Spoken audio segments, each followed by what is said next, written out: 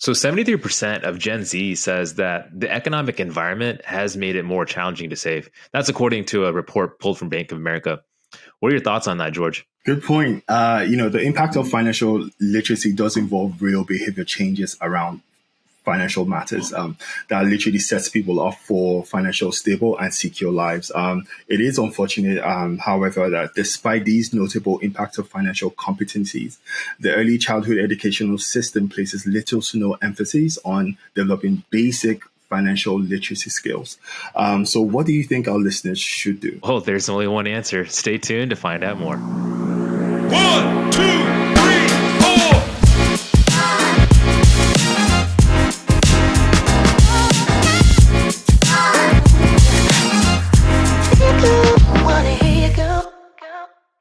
Welcome to another episode of the Dapper Dollars podcast, where we answer your financial questions, but a bit with style.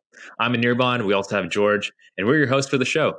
So, George, what are we talking about today? So today we're going to be having an insightful episode. One of the reasons financial literacy for kids is so important is that financial attitudes, habits, norms typically develop and begin between the ages of 6 and 12. So when students are typically in first to sixth grade.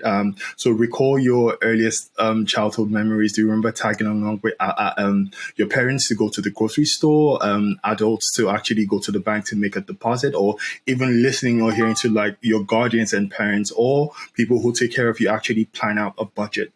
So from our earliest memories, we have witnessed the importance of financial literacy for kids, even if we didn't realize it at that time. So teaching kids about money and healthy money habits at this age can have lasting impact. So with our guest today, we hope to highlight on her leadership experience and community-focused work in the elementary education space and have conversations around what kind of money habits with students within the K-12 bracket are exposed to through curriculum and other means. And who do we have the pleasure of introducing as our guest today, Anirban? Yeah, so today we have the pleasure to introduce Trsitan Bragg. So Trsitan Bragg is an educator and an inclusion ideator. Her career as a public school educator spans over 17 years and has allowed her to serve not only as a teacher and a coach, but also as a school leader and leadership coach for the district and school leaders across the country. Alongside of her work in public school districts, she coaches educators examine their relationships to power, privilege, and oppression as a transformative tool in reimagining public school education for all kids. As an inclusion ideator, she finds the most joy in collaborating with creatives to build spaces for storytelling, creating opportunities for public school education, and sharing perspectives to make operating with binaries obsolete. So welcome, Trsitan. Thank you all for having me today. I'm excited to be here. So before we get started with the conversation, I know it might be like a hard-hitting conversation. Let's start off with a fun icebreaker. So if you had $10 million show up in your bank account, what would you do with that? So I think the most responsible thing to say on a financial podcast is I would first find a financial advisor, and then maybe a tax attorney. And then in alignment with truly who I am, I will run away somewhere in South Central America where it is warm and humid and brown and just set up shop. I really would give the majority of the money to my family so they wouldn't have to call me for anything. And I would just take what I needed in order to just travel and see all of South America, because that is truly where my heart lies. So I feel like that was a balance of being responsible and being true to myself. So off the top of your head, what would be the top 2 countries you would want to stay in South America? So no top 2. I would be in Colombia. I would be in Colombia. Probably back to Cartagena and Palanite. I like the answer. And I think it's a perfect segue to just going into the meat of questions. So going off your bio, you have created and impacted the early childhood educational space for quite some time, from being a Teach for America alum, which a lot of people do not know, to founding a charter school. Can you walk our listeners through how everything sort of culminates into your current role as a leadership coach? Yep. So it was just astonishing hearing, you all read my bio and me really coming to terms that I have been doing this for 17 years. And I think the thing that grounds me, or I know the thing that grounds me, is always my why. And my why is I always ask myself, am I worthy of the sacrifices my ancestors made? And what type of sacrifices am I currently making as an elder and eventually somebody else's ancestor? And I particularly think about and or center Gen Z and Gen Alpha because they are currently, here, and they are the generation that I have been allowed to educate as well as work with other leaders to educate. So once I think about my why, that truly drives me to get really clear on what does it look like to build community and how do I impact building community for people who look like me and for people who do not look like me so that all kids can be served. I think that in my current role as a leadership coach, I really get to help leaders to reimagine what public education looks like when we truly center the learner and the communities that we serve. Sometimes there are narratives or definitions of success that are put on communities.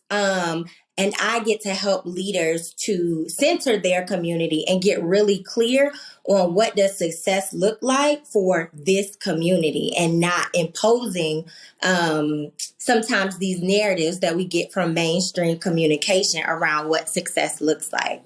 So I think that in centering my why as a leadership coach, I really get to help leaders to get clear on what success looks like for their community. I love that. And just to kind of, unpack that a little bit. So when you speak about your why and also how that sort of comes in coexistence with what you're actually doing, what would you say, has there been any way you've tracked the success of, since you actually being in this role, how do you actually track the success? Okay. Well, I mean, when we think about the systems that are in place and you think about public schools, there are many ways to how can I say that there are many ways that you can decide what success looks like, and those are very near and dear and special to the community.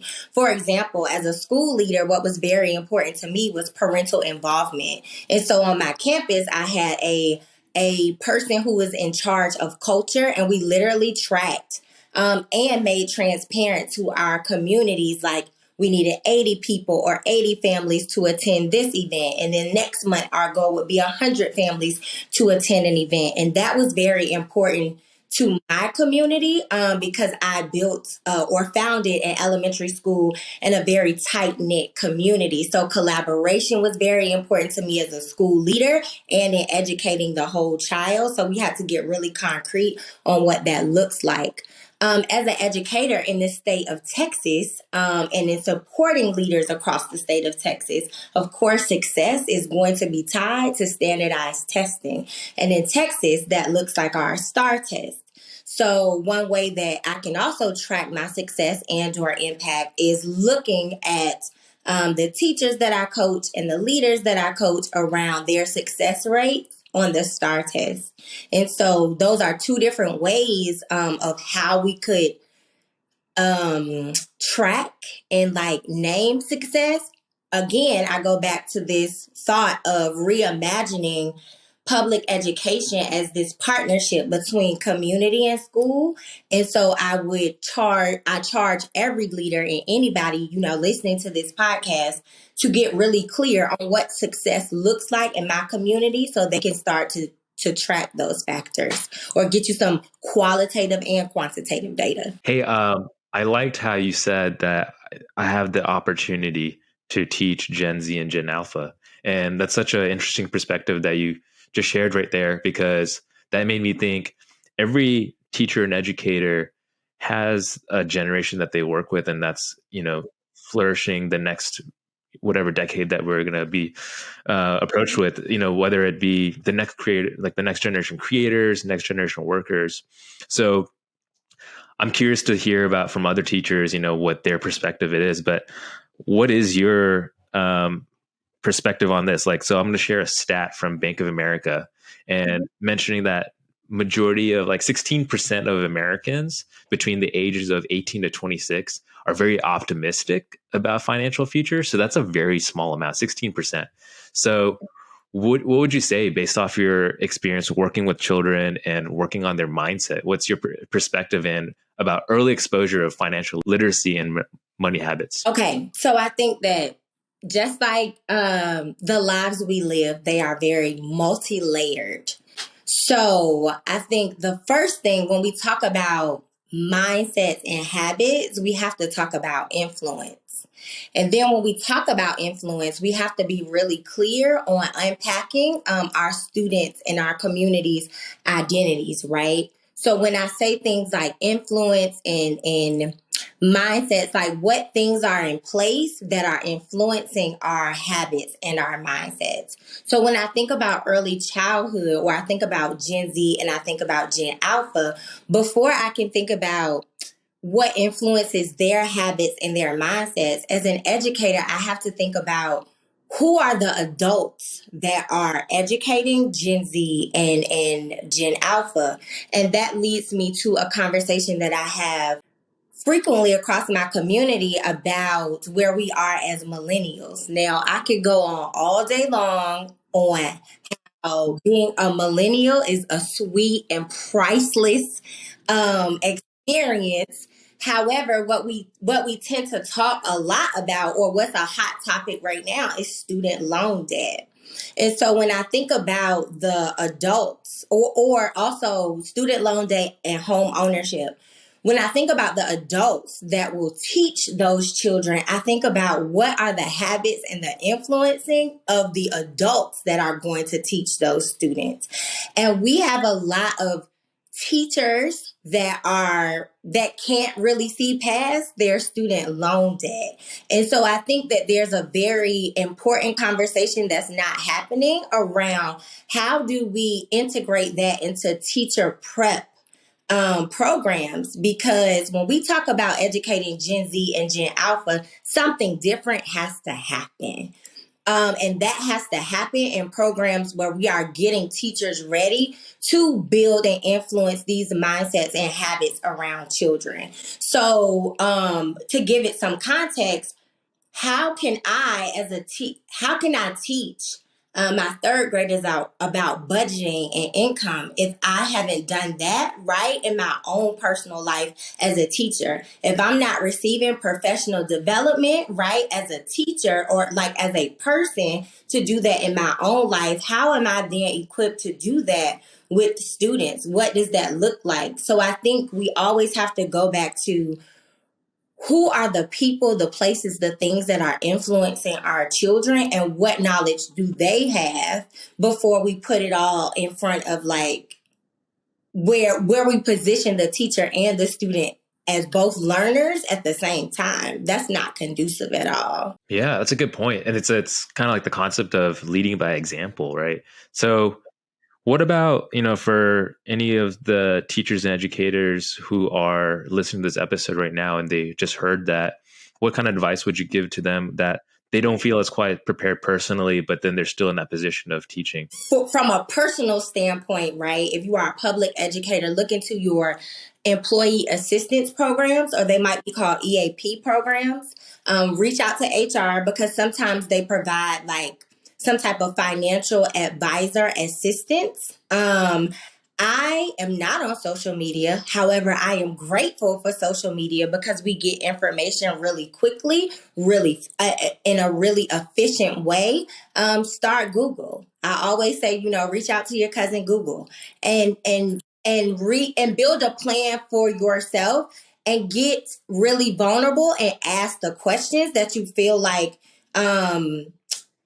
you didn't answer, or you wish you would have known before you tackle adulting. Because the more we can get better equipped as adults and as educators, the better teachers and or educators that we can be. That is why I do the work around DEI, where people get to really sit and diversity, equity, and inclusiveness through identity work and getting real clear with your relationship to power, privilege, and oppression so that teachers get the opportunity to start to peel back the layers of their identity to do the work that they need to do to be the teachers in the communities that we choose to serve. So something concrete is reach out to EAP. Secondly, go to social media, right? Watch a TikTok or two, find you a YouTube channel, like use the resources that we have in place to spark your curiosity. And then third, reach out to your financial institution. Why are they your financial institution if they are not educating you about finances? And then the fourth thing, if you are a teacher, get really clear on what financial literacy looks like according to your state standards or according to your curriculum or what you're supposed to be teaching, so that you can start to integrate those things for your students. Because I also think that there has to be this shift around making financial literacy or viewing financial literacy as a real tool that kids need when they graduate. We know they need to be able to read and write, and they need to be able to budget. It needs to be that important. I like that. And I like how you started from like being a teacher. Like the power of teaching is really like a professional curiosity thinker. And so you start creating that curiosity, learn it all, and then be able to have the privilege to teach, right? So I like that a lot. I like that too, as far as, and I'm sorry if I wasn't supposed to interfere right here, because I appreciate you saying, right, teachers are here to spark and foster curiosity. And that should always be not always be in a utopia. I would love for education to be this place of inquiry, right? And how do we support and foster children to get curious about their world and how things work, right? And so if we enter education from that space, I think that then it creates more conversations for kids to talk about their day to day. So we can talk about things in a contextual standpoint and not have to just teach it because the state standard says so. For example, math influences our day from the time that we wake up until the time that we go to sleep. And what does it look like to teach math in that context versus the way that I think a lot of states teach it, where it's this very like mundane thing that's influenced by state standards versus what we really put in place in our day-to-day life. It's brilliant. And just a quick, just a shameless plug. I'll say, I know you mentioned YouTube being your friend, but also just to plug in, hey, you can also look at the Dapper Dollars too as well, because our mission is to, bridging that gap within financial literacy. We are available across most social media platforms and all podcast platforms too as well. Again, our episodes are kind of built around making you understand better, what is around you and how you can use that to actually go ahead and have that, better mindset, in wellness, in health, and also the mental space too as well. So yes, stay in tune. So that's really cool. I really do appreciate that. Was such a brilliant, response. And I think that kind of falls into my question because, when, your bio was being read, one thing that stuck out to me was that tag and inclusion ideator, basically. I like that. And, and you just spoke about just, your work around that DEI space. And so what measures can you recommend that should be put in place to bolster financial literacy, so bolster that understanding, in the early childhood education space? Perfect. I appreciate you bringing up the inclusion ideator piece because I do think that the purpose of my life is definitely here to illuminate the spectrums. We've got to push back this binary, right? And we've also got to push back on just some of the things that have been the system that has been put in place around how we should operate. So when I think about early childhood education, again, I'm always going to start with the adults because we have so much power in the roles that we take on as being educators. And the first thing, again, going back to identity development, is understanding yourself as a whole person. And unfortunately, or fortunately, that means that we need to unpack some of the archetypes and some of the bias that we hold so that we can really get clear on what we think and how we feel about the communities we choose to serve and how that impacts us as educators, right? If I have been taught to think a way about brown or black communities, right? That's going to influence how I show up and what I think about my kids and what the bar of excellence looks like in my classroom. And so I definitely think that identity work has to be a tool for all teachers, especially those in early childhood education, because they're laying the foundation and they're tasked with building a love for learning. That's the sweetness and the richness in being an early childhood educator. Also, children at the ages of 3, 4, and 5, they have already made meaning of the world around them. They are not coming as blank slates. They are coming as sense makers and navigators of their own little worlds. And so, therefore, as a teacher, you need to be equipped to foster that curiosity or that navigation that they come and not shut it down and like give them these things to regurgitate. So, with that being said, in early childhood education and financial literacy, we need to create more spaces around number one, what does it mean to be an early childhood educator in this community, right? What is important to this community? How does this community use financial literacy as a function? What does it look like to partner with our community so that financial literacy is just as important in early childhood education as it is in elementary education, middle school education, secondary, and post secondary? What does it look like to create a safe and brave space for us to have conversations with parents, right? Because we can send home activities saying talk to your child at the grocery store, right? But are we taking into consideration how parents feel about talking to their children at the grocery store? Are we giving them tiered questions and not like this blanket question that we think all parents should be able to answer or would be a great conversation starter for all communities? But getting really clear on what does that look like in my community so that I can start to have those conversations. Because the last thing you want to do as a teacher is teach children something that will spark outrage or make your community feel othered, right? So coming in talking about, I want you to go home and talk to your parents about what is the grocery budget, right? Well, if I'm a parent that doesn't budget or I'm not comfortable with the word budget, right? That right there can make a family feel othered, right?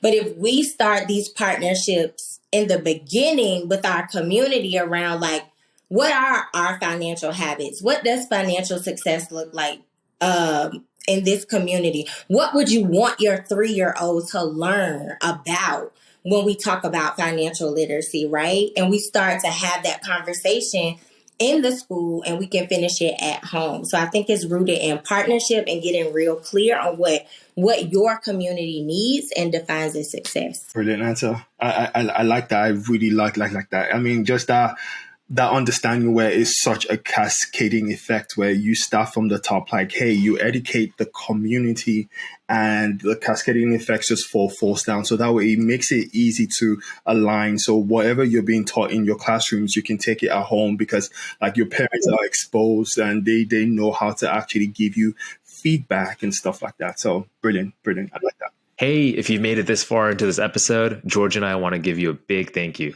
It means a lot to us that you find our content valuable. And it will mean the world to us if you can hit the like button and subscribe to our channel. This would help this episode and future episodes discovered by many others who find this as valuable as you did. Again, thank you. And let's get back to the episode. Hey, so I think that's a great segue to the next question. I think you mentioned about, what children can learn and they can bring back to their homes. But, there's also the children, maybe it's not like the responsibility, or maybe they forget to bring it back to their parents. How would you advise parents to partner with teachers to keep these, this idea of inclusion leader, right? As partnering with an inclusion leader or transforming a teacher, an educator to an inclusion leader. How do you, how would you advise parents to partner with that to create that idea of inclusion? So I think that when we talk about inclusion, we have to also talk about exclusion, right? And we have to get really clear around again, what is the story or the history of partnership within my community, because that looks very different. There was a day and time, just in my own lived experience. I grew up in Norfolk, Virginia, and I remember my elementary school being this just place of community and trust, where we knew our teachers lived in our community. Our teachers knew generations of our family, and it was like an extension of the community. The principal had been there for years. And it was a place where parents felt welcome and supported, and almost like an extension of my household. However, in being a school leader and also a transplant to all of the communities that I have served in my career, there has to be this first step of leaders getting really curious around, or in my experience, me getting really curious around the communities that I served, so that I could support that partnership between myself and the community, but also for my teachers and parents. And so if my initial thought is, number one, continue to position parents and community members as the experts that they are, right? They are the experts in the community, so that we as educators get to view them as people who definitely hold a very key and integral part of our success, so that we can build this partnership of we are all here to educate one another. And I don't hold all of this power to educate others as a teacher or as a school leader. But parents have information that I need, and I have information that parents need. And the kid benefits the most when we work together. So I think in advising parents, I would also tell parents or empower parents with that information. You are expertise on your child. In order for your child to get the best education possible, you have to center and foster a partnership with not only your child's teacher, but also the school.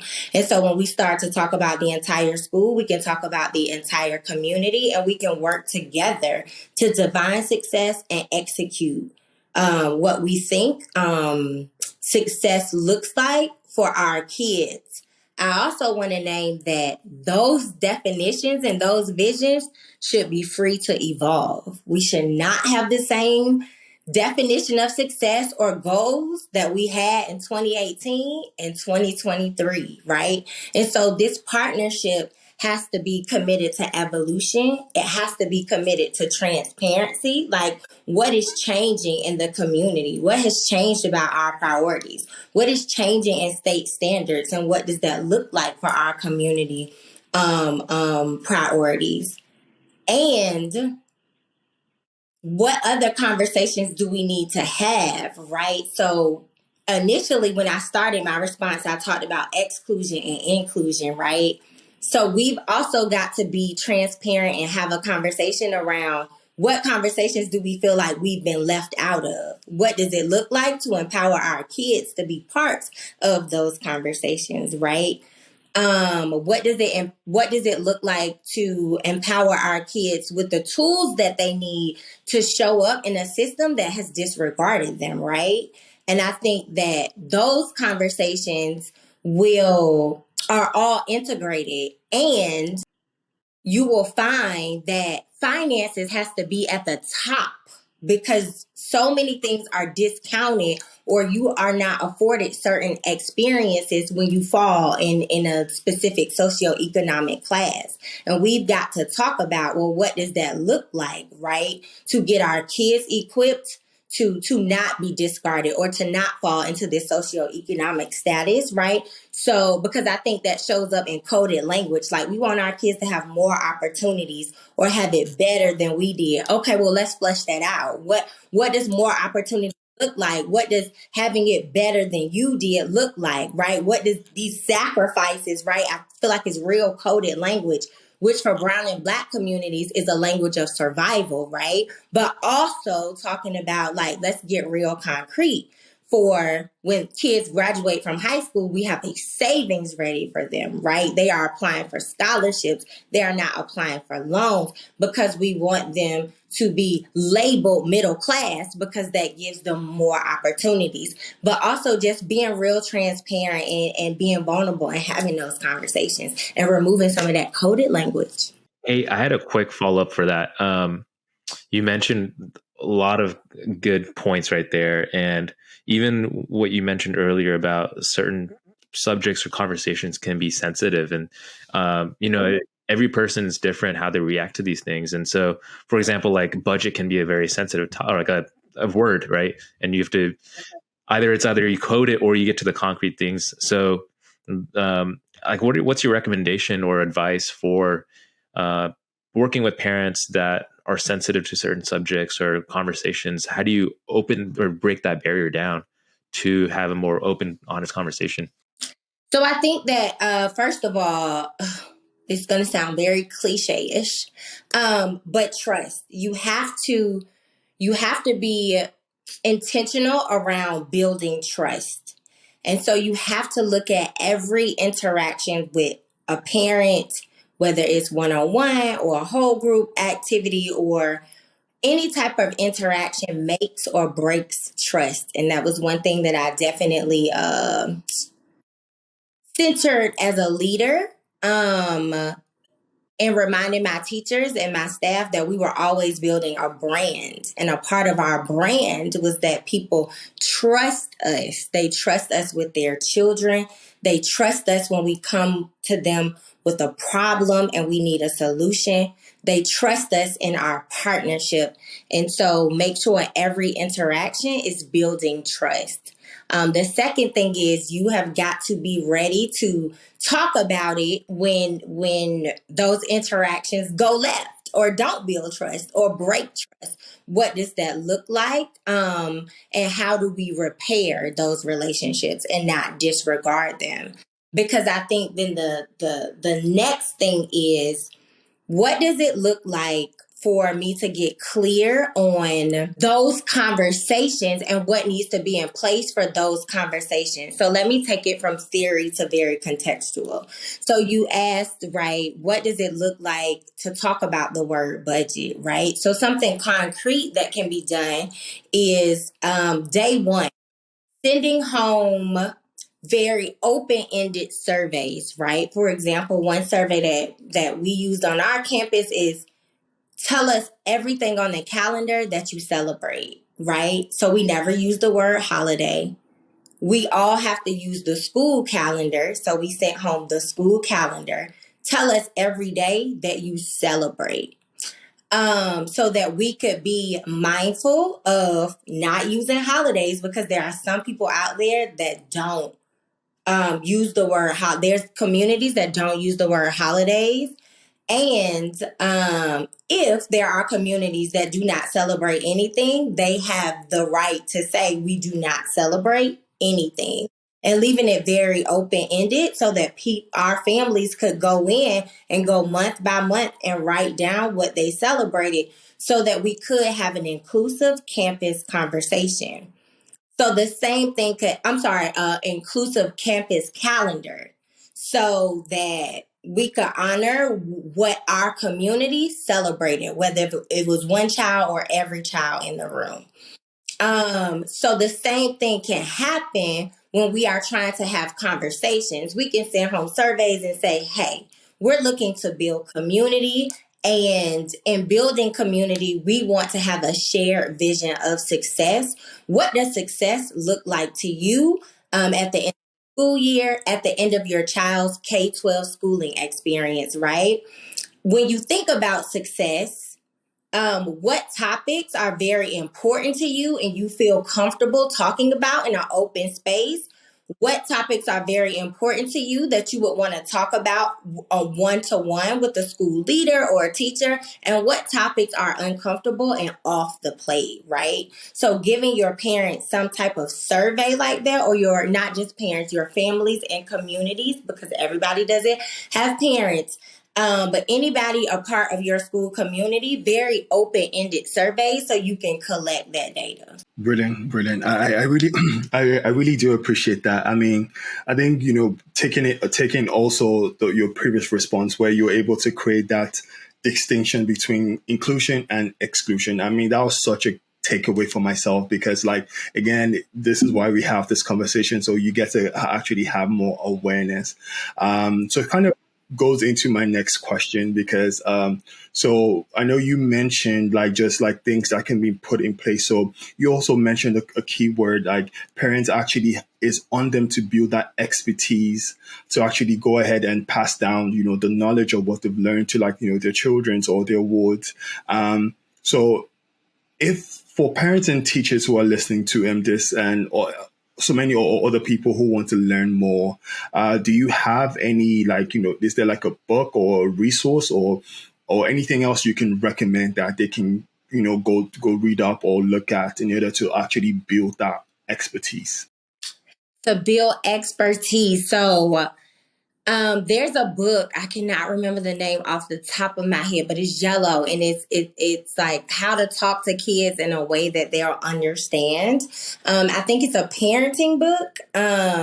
However, I read it as an educator because I needed to learn how to talk to Gen Z and Gen Alpha, and I'm very invested in multi-generational communication. But also, I think also, I cannot think of any book off the top of my head right now, but I do think that there are some very valuable resources out there. My first response is always for parents, right? Go to your back to school nights, your meet the teachers, and have your questions already written out, right? Because those questions should be the things that are near and dear to your heart. And don't just ask those questions to the teacher, ask them to the school leader, to the school counselor, to the school nurse. Like, get really clear on who is the school community. Be active, be as active as you can. There are a lot of platforms and schools are being very creative and using tech to build community. So if your campus uses a platform like Dojo, be active on it so that you can build community, not just with the people inside the school building, but other parents as well. For leaders, I highly recommend that you have back to school night, meet the parent, and you think about, what about my working parents, right? Can I have a back to school event in the morning? Can I also have one in the evening? Or could I have four? Two in the morning, two in the evening on 2 different days, right? So that we are showing our parents that we understand that you work. We understand that, hours are all over the place. So we want to provide multiple options and we get out of this thing where we only offer like one offer and everybody has to come to that one time. Send home surveys, ask your parents and your community members what time and day works best for their schedule so that you can get optimal turnout. So always start with being curious before I would recommend a book or a resource, because I cannot think of any off the top of my head. No, it's fine. I just want to say to our listeners and our viewers, so one thing that we will do is make sure to get those resources from Trsitan. So we will make sure to include them in the podcast notes, the YouTube captions too as well. So for this episode, so whenever you watch this or you listen, make sure to check it out, because I think it's also important. Again, like building that expertise is such a good recommendation. You just have to find the resources to actually start to learn how to communicate. So I agree. Alrighty. Well, thank you for being on this show, Trsitan. It was awesome sharing your thoughts from your personal experience and the little nuggets that you just gave us for parents and educators like yourself. And I love the idea of inclusion leader. I love that because you're trying to build communities, not just as like a school system, right? Mm-hmm. So I love that. Yeah. Thank you. So I wanted to ask you this: how can our listeners get connected with you?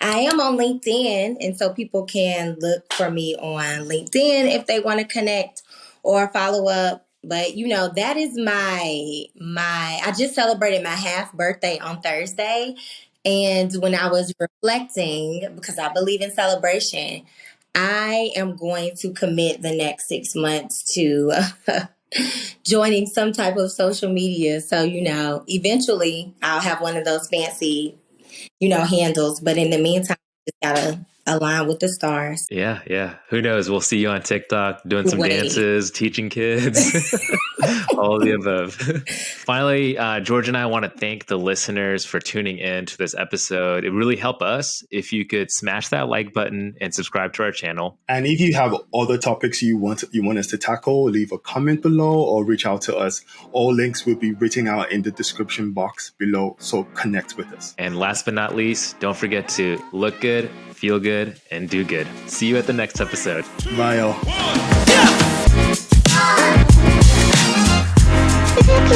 Wanna hear you go.